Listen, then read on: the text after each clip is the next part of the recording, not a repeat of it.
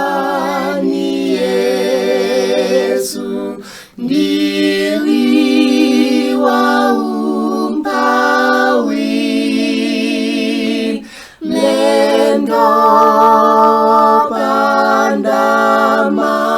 pandamalo, zanziko ndiribe.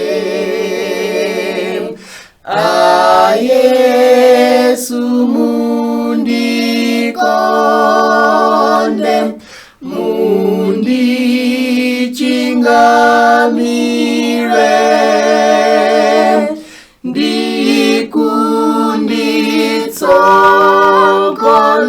ndikunditsogolera, mphamvu yanga ndinu.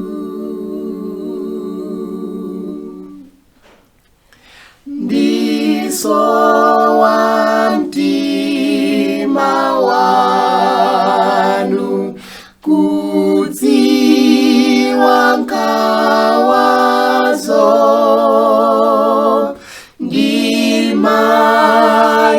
ndimayesero anga, ndizachisonizo. Mzimu woyera,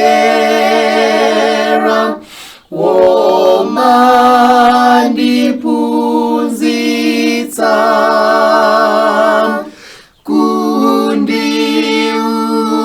kundiuzane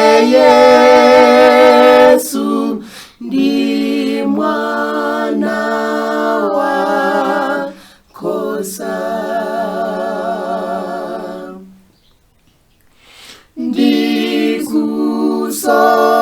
Ndikusowani Yesu, ndionane nanu,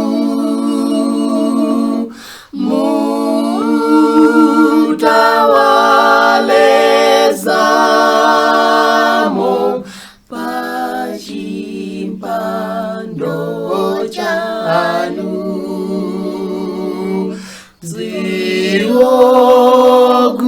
Ziogulidwa mwazi,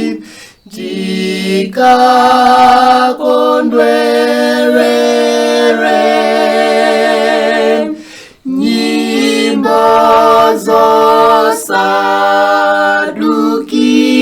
zosadukiza, ndi